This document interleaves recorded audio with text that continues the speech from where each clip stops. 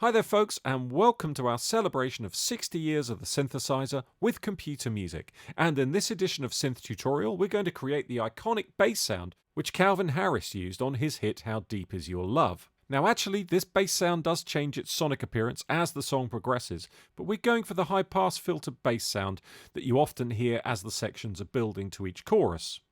So let's begin. We're going to start by loading up a copy of your DAW and load in an instance of the ZebraCM plugin. Let's make a couple of default settings so we know where we are. First of all, we're going to go to the menu, which is also the display at the top of the plugin. We're going to come down to Init for Initialize and click on that to completely default the plugin.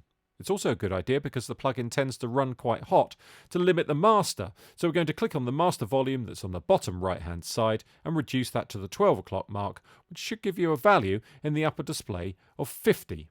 Let's begin with oscillator 1, which is where our main square wave is being generated. We're going to click and hold on the waveform that we have there and select a value of 2 in the upper display, which should yield a square wave in the waveform display. We also want to do the same thing with oscillator 2, so we move over to the oscillator 2 section, click and hold, and drag up till we see a square wave and also a value of 2 in the upper display. We're not going to be using oscillator 2 in the conventional sense, we're going to be syncing it to oscillator 1, but we do still need to be able to hear it. So we go to the volume control underneath the oscillator 2 legend and drag that value up to a value of about 30. Now we need to make some further changes to the oscillator 2 section. First of all, we're going to go to the tuning pot and we're going to drag that down to -12. That's exactly 1 octave below oscillator 1. Next we need to activate the sync function, and we do this by clicking this little switch here, so it's moved over to the right, which means it's switched on. And then we want to set the sync amount, and we do this by clicking on the pot which is below the sync button, and we're going to set that to a value of 26. Next up is the filter, so we move to the filter section on the far right hand side. Underneath where it says filter type, we're going to click, and we're going to select LP old drive. This also activates an overdrive function, and we can set this to a value of 35 to give it a little bit of extra distortion. A couple more tweaks to make here. First of all, we need to change the cutoff control to a value of 62. And also we need to change the envelope 2 amount to a value of 40. This means that we're generating a little bit of envelope bite at the front of the sound, and at the moment it sounds like this.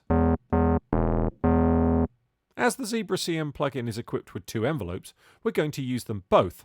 The first envelope, envelope 1, is going to be used to control the amplitude or volume of the sound, and envelope 2 is going to control the cutoff in our filter section. So let's deal with envelope 1 first of all. Leaving the attack pot where it is because we want a harsh attack, we're going to go to the decay pot and set a value of 36. Then we're going to go to the sustain pot and set a value of 68. And then finally the release pot, which we'll set to a value of 31. Next we go to envelope 2, which if you remember is moving in the direction of the filter. We need to make some very similar settings here, so we're going to set the decay pot to a value of 38. We're going to set the sustain pot to quite a low value of 20. And finally the release pot we'll set to a value of 33. Now when we bring all of those elements into play, we've got a sound like this. As you can hear, there's quite a lot of bottom end in there, and that's unfortunately because on the ZebraCM plugin we only have the ability to use one filter at a time. Ideally, we will want a high-pass filter as well, but we can simulate the effect of a high-pass filter using an EQ. So using any EQ that you have available within your DAW, open it up and just tail off the bottom end quite radically, probably somewhere around the 300 to 400 Hz mark. That will then give you a sound that goes from this to this. And you can hear some of the bottom end has just appeared out of it. We're also using a back-end compressor, which is always advisable with any bass sound. The one that we're using here is a fantastic plugin from SSL, which simulates a valve compressor, but is pretty brutal as well if you want it to be. Consequently, we've now got a sound that's not a million miles away from Mr. Harris and sounds like this.